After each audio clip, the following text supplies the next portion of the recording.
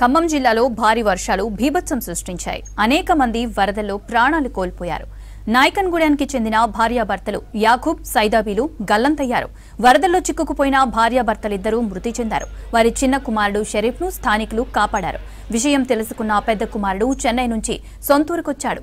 సర్వం కోల్పోయి రోదిస్తున్న Yakub సైదాబీల కుమారులతో Kathir face to face. ఉమ్మడి ఖమ్మం జిల్లాని వర్షాలు ముంచెత్తాయి. ఆ క్రమంలో పాలేరు డివిజన్లో ఉన్న నాయకన్గూడెంలో భారీగా వరద పోటెత్తడం కారణంగా అక్కడ ఉన్న ఒక కుటుంబం వరదలు చిక్కుకొని విలవిల్లాడుతూ ఇద్దరు ప్రాణాలను పోగొట్టుకున్నారు. ఆ సమయంలో తల్లి తండ్రి వెంట అతని కుమారుడు కూడా ఉన్నాడు. ఆ కుమారుడు ఇప్పుడు మనతో ప్రస్తుతం మాట్లాడటానికి సిద్ధంగా ఉన్నాడు. అసలు ఆ రాత్రి ఏం జరిగింది, అంత భీకర వానలో వాళ్ళు ఏం చేస్తున్నారు, ఎంతసేపు అక్కడ ఆర్తనాదాలు చేశారు, ఎవరి సహాయం కోరారు, ఆ సహాయానికి ఎవరు స్పందించారు అనే విషయాలు షరీఫ్ ఇతనితో మనం మాట్లాడే ప్రయత్నం చేద్దాం. అసలు ఆ రాత్రి ఏం జరిగింది షరీఫ్? నైట్ హెవీ రైన్ ఉంది. మేము మార్నింగ్ 5:30కి లేసాం. 5:30కి లేచి చూసాం బయట చూసినప్పుడు అప్పటికే వాటర్ సరౌండ్ అయిపోయినాయి అనమాట లైట్గా. మేము వెళ్దాం అనుకున్నప్పుడు మా ఇంటి ఎంట్రన్స్ ఉంటుంది అనమాట గేటు. అప్పటికే వాటర్ కొట్టేసింది అనమాట దారిని. ఇప్పటికే కొట్టేసడం వల్ల బయటికి పోలేకపోయినాం మేము. ఇక ఊరోళ్ళకి కాల్ చేస్తున్నాం అనమాట. కాల్ చేసి ఇట్లా ఇరుక్కున్నాం, హెల్ప్ కావాలి అని. 5:30, 6 నుంచి కాల్స్ మొదలు పెట్టినాం. 7 కల్లా ఫ్లో చాలా ఎక్కువైపోయింది. మేము అరౌండ్ 7:30కి ఇక ఇల్లు ఎక్కుదాం డిసైడ్ అయ్యి ఎక్కేసినాం ఇల్లు. 7:30 నుంచి పైన ఉన్నాం. పైనుండి కాల్ చేస్తున్నాం ఊరోళ్ళకి. హెలికాప్టర్ వస్తుంది అన్నారు వాళ్ళు. రెస్క్యూ టీమ్ వచ్చింది, హెలికాప్టర్ వచ్చింది అని. పైన ఉన్నాం. మా హౌస్ అయిపోయింది ఆల్మోస్ట్. 4 గదులు ఉంటే 3 గదులు కూలిపోయినాయి. అరౌండ్ 10 కల్లా ఒక గది మీద ఉన్నాం మేము. ఇక 10 నుంచి మాకు 11:30కి 12కి లైఫ్ జాకెట్స్ వచ్చినాయి అనమాట. డ్రోన్ నుంచి పంపించారు. ఇక మమ్మీ, నేను, డాడీ లైఫ్ జాకెట్స్ వేసుకున్నాం.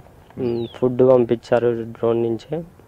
అయితే నీ చుట్టుపక్కల పెట్రోల్ బంక్ ఉంది, రవాణా వ్యవస్థ ఉంది, ఇంత జరుగుతుంది, వర్షం కూడా బాగా పడుతుంది. మీ ఇల్లు కూడా రేకుల ఇల్లు అయితే వర్షం పడేటప్పుడు బాగా సౌండ్ వస్తుంది.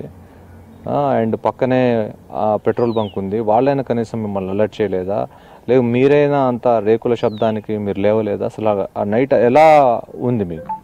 హెవీ రైన్ వల్ల మాకు ఫ్లో అనేది ఆ సౌండ్లు వినపడలేదు. ప్లస్ ఉరుముతుంది బాగా. మేము బయటికి వెళ్ళాలన్నా భయపడ్డాడు అనమాట ఫాదర్ మదర్. కానీ బాగా ఉరిమేటప్పటికి బయటికి ఇక మేము పోలే ఆ రోజు. మాకు ఎవరు ఇన్ఫర్మేషన్ ఇవ్వలేదు ఇట్లా వాటర్ పెరుగుతుందని. ఎవరు కనీసం మమ్మల్ని బయటికి రమ్మని కూడా ఫోన్ చేయలేదు అనమాట. అయితే దీనికి సంబంధించి మీ అమ్మగారే సరే చూద్దాంలే, ఈ వరద ఇంత దూరం రాదు అని చెప్పారని చెప్పేసి అనేక మంది చెప్తున్నారు. నిజంగా మీ అమ్మగారు అలా చెప్పారా? అసలు మీ అమ్మగారు వరద పెరిగే క్రమంలో అలర్ట్ అయిన తర్వాత మీ అమ్మ కానీ, మీ నాన్న కానీ, నువ్వు కానీ నిజంగానే రెస్పాండ్ కాలేదా? 5:30కి రియలైజ్ అయిపోయినాం బాగా ఫ్లో ఎక్కువైపోతుందని. పెరిగిద్ది అనుకుంటున్నాం. అసలు టైం చూసుకునే కొద్దీ బాగా ఫ్లో ఎక్కువైపోయింది. ఇక ఛాన్స్ లేకపోవడం అయింది. అంటే ఇంత ముందు కూడా రాలే అసలు ఎన్నడూ ఇంతగానో. చాలా భారీ ఎత్తున ఈసారి వచ్చింది ఫ్లో. అంటే వర్షం వస్తుంది వెంటనే బయటకు వెళ్ళిపోవాలి అని అనిపించలేదా? లేదంటే వరద మా దాకా రాదులే, ప్రతిసారి వచ్చే వర్షమే కదా, 30 ఏళ్ల నుంచి ఇక్కడ ఉంటున్నాం, వచ్చి అట్లా తగ్గిపోతుంది అని చెప్పేసి ఏమన్నా అట్లా ఉన్నారా? ఆ పాయింట్ వేస్తారు అట్లా కూడా అనుకున్నాం మేము. ఎన్నడూ రాలేదు, ఎందుకు వస్తాయిలే అనుకున్నాం. అసలు ఏ రోజు కూడా రాలేదు అన్ని నీళ్లు అక్కడ దాకా. అంటే ఫస్ట్ కాల్ నువ్వు ఎవరికి చేసావు? నేను కాల్స్ ఎవరికి చేయలేదు. ఫాదర్కి కాంటాక్ట్స్ ఉంటాయి కానీ ఫాదర్ కాల్ చేయడం మొదలు పెట్టిండు. అంటే ఫ్రైడే నుంచి వర్షం కురుస్తుంది, సండే వరకు వర్షం, దాని ఫ్లో అర్థం కాలేదా మీకు? అంటే మీరు ఏదైతే పాలేరు రిజర్వాయర్ ఉందో దానికి దిగువ భాగంలో ఉన్నారు కదా, ఆ దిగువ భాగంలో ఎప్పుడు కూడా అక్కడ ఎక్కువగా ఫ్లో పోతూ ఉంటుంది. మరి ఆ టైంలో మీకు ఇట్లా ఫ్లో పోతుంది అని చెప్పేసి అక్కడ ఇల్లు ఎందుకు కట్టారు అసలు? అక్కడ అది మా ఓన్ ల్యాండ్ అనమాట. డాడీ అది కొని అక్కడ ఆడ డౌన్లో ఉన్నా అని హైట్ చేశాడు డాడీ. ఇసుక పోసి అన్నీ చేసి హైట్ చేశారు. అప్పటికి ఓన్ ల్యాండ్ అని కట్టుకున్నాం అనమాట. ఉన్న ల్యాండ్లో అక్కడనే మా కంపెనీ ఉంది కాబట్టి అక్కడనే డిసైడ్ అయ్యి డాడీ అక్కడనే కట్టిండు అనమాట. ఆ ఇల్లు కట్టి ఎన్ని సంవత్సరాలు అయింది? ఒక 2.5 3 years అవుతుంది. లాస్ట్ 2 years బ్యాక్ కూడా అలాంటి వరద వచ్చినట్టుంది కదా? లేదు, పోయిన ఇయరే ఒకసారి వచ్చింది అంతే. అవి రోడ్డు మీదకి వచ్చినాయి. అంతగానో ఏం రాలేదు కానీ ఇప్పటిదాకా అంతగానో రాలేదు అన్నాడు. ఆ స్థలం మొత్తం ఎంత ఏరియా ఉంది? అది 1 acre. అది మొత్తం 1 acreలో ఇల్లు కట్టారా? అక్కడనే కంపెనీ ఇల్లు ఉంటుంది అన్నమాట. ఇంకా యూసుఫ్, ఎలా మీ వర్ణాతీతం, మీ కష్టాన్ని మీ బాధని ఎవరు కూర్చోలేరు దాన్ని. మీ ఫాదర్తో లాస్ట్ టైం ఎలా మాట్లాడావు, ఏం చెప్పారు? వర్షం వచ్చే టైంలో ఏమైనా వాళ్ళతో మాట్లాడి వాళ్ళకి ఏమైనా భరోసాని ధైర్యాన్ని ఏమైనా నింపడం జరిగింది? నాకు 10:30కి మా ఫ్రెండ్ ఫోన్ చేశాడు, ఇక్కడ ఇంటికాడ పరిస్థితి బాగాలేదు, చాలా వాన వస్తుంది, పేరెంట్స్ ఎలా ఉన్నారు ఒకసారి ఫోన్ చేసి కనుక్కో అని నాకు తెలిసింది. నేను ఎమ్మటే కాల్ చేసా మమ్మీకి. మమ్మీ లిఫ్ట్ చేయట్లేదు. డాడీకి చేసా, డాడీ లిఫ్ట్ చేయట్లేదు. తమ్ముడు చేసా, తమ్ముడు కూడా లిఫ్ట్ చేయట్లేదు. ఎమ్మటే నేను నా ఫ్రెండ్స్కి ఫోన్ చేసా. నా ఫ్రెండ్స్కి ఫోన్ చేస్తే వాటర్ ఎక్కువ వచ్చాయి, పేరెంట్స్ ఇంటి మీద ఉన్నారు, రెస్క్యూ టీం వస్తుంది, హెలికాప్టర్ వస్తుంది, వాళ్ళు సేవ్ చేస్తారు అని చెప్పాడు. నేను ఎమ్మటే అక్కడ నుంచి స్టార్ట్ అయిపోయా. అక్కడ స్టార్ట్ అయ్యి నేను ఆల్రెడీ ట్రైన్ ఎక్కేసా. ఒక 2 hours నేను 2 స్టార్ట్ అయిపోయా. అక్కడ మళ్ళీ ఒకసారి అక్కడ నుంచి నేను కాల్ చేస్తూ ఉన్నా, ఒక ప్రతి 10 minutesకి ఒకసారి ఎలా ఉంది పరిస్థితి అని.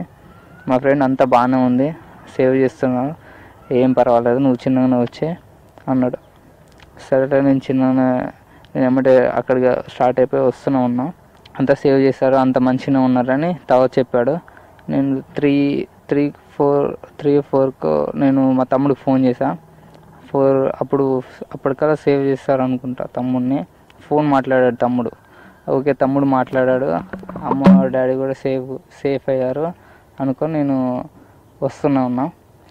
మార్నింగ్ ఇక్కడికి 8కి రీచ్ అయ్యాను. నేను వచ్చిన తర్వాత అవి వాటి ద్వారా చాలామంది రక్షించబడతారు, అది సేఫ్ జాకెట్గానే ఉంటుంది. మరి ఎందుకు అట్లా, ఏం జరిగింది? నువ్వు సేఫ్ అయ్యావు, నిన్ను కాపాడారు, మరి వాళ్ళు ఎందుకు అలా ఇదయ్యారు? నేను ఫ్లో ప్రకారం నన్ను ఫ్లో నెట్టేసింది. నేను దాదాపు 1.5 kilometer వరకు అక్కడ హైవే దగ్గర వెయిట్ చేస్తున్నారు మా కోసం, ఫ్లోలో మేము వస్తామని. కాకపోతే నేను ఒక్కనే వచ్చిన ఫ్లోలో. డాడీ ఏమో చెట్లల్లో ఇరుక్కున్నాని అన్నారు, చెట్లల్లో దొరికింది బాడీ ఇరుక్కోనని. మమ్మీ నాతోటే ఉంది, ఒక 1 minute దాకా ఉంది మమ్మీ నాతోటే ఫ్లోలో. ఒక దగ్గర ఆగినాం, డాడీ అవపడట్లే చూడరా అన్నది మమ్మీ. నేను మొత్తుకున్నా డాడీ డాడీ అని. తర్వాతకి ముందుకి కదిలిన ఇద్దరం, ఎమ్మటే ఫ్లో నెట్టేసింది మమ్మల్ని బాగా. లైఫ్ జాకెట్స్ క్లిప్స్ పెట్టుకోలేదా? ఎట్లా? క్లిప్స్ ఉన్నాయి ఇద్దరికి, మా ముగ్గురికి క్లిప్స్ బాగానే ఉన్నాయి, అంతా బాగానే ఉంది. మమ్మీకి ట్యూబ్ కట్టినాం, నేను ట్యూబ్ కట్టుకున్నా, డాడీ దగ్గర ట్యూబ్ ఉంది. ట్యూబ్ ఏమైనా ఈ వరదలో వచ్చే ఈ కంప అదంతా వస్తుంటుంది, దానివల్ల ఏమైనా ట్యూబ్ లీక్ అయిందా, లేదా ఏం జరిగింది అసలు అక్కడ? ఎందుకంటే లైఫ్ జాకెట్ వేసుకున్న వాళ్ళు చాలా మంది సేఫ్ అవుతుంటారు. మమ్మీది లైఫ్ జాకెట్ అయితే ఊడిపోయింది, మధ్యలోనే ఊడిపోయింది లైఫ్ జాకెట్. అదే క్లిప్ పెట్టుకుని ఉంది అన్నావు కదా, మరి క్లిప్ పెట్టుకుని ఉంటే ఎందుకు ఊడిపోయింది? తెలియదు ఎందుకు ఊడిపోయింది. వాటర్ ప్రెషర్ అయితే బాగుంది, నేనే అసలు బాగా తిప్పలు పడ్డాను ఫ్లోలో, కిందికి మీదకి అయ్యాను ఫ్లోలో. ప్రభుత్వాన్ని ఏమైనా కోరుతున్నారా మీరు ఇద్దరు అన్నదమ్ములు కలిసి? ఏమైనా మీకు సంబంధించిన మీ లైఫ్ కెరియర్ గురించి కానీ, మీకు సంబంధించిన ఫ్యూచర్ ప్లాన్స్ దాని గురించి ఏమైనా ప్రభుత్వానికి ఏమైనా వినతి? మాకు ఉండడానికి ఇల్లు లేదు ప్రస్తుతానికి, ఇల్లు కోరుకుంటున్నాం. అన్న బీటెక్ ఫైనల్ ఇయర్ వచ్చిండు, అన్న జాబ్ కానీ ఏదన్నా, ఇంకా ఆర్థిక సాయం ఏమన్నా గవర్నమెంట్ తరపు నుంచి. ఓకే, మొత్తంగా ఇది ఒక ఘటనని అందరూ ఉదాహరణగా తీసుకోవాలి. వర్షాలు వస్తున్నాయి కదా, వర్షాలు వస్తుంటే ఏం కాదు, వరద వస్తే ఏం కాదు అని చెప్పేసి నిర్లక్ష్యంగా ఉండకుండా అప్రమత్తం అవ్వాలి. వెంటనే వరద ప్రాంతం నుంచి బయటకు వెళ్ళి మైదాన ప్రాంతంలో తలదాచుకోవాలి.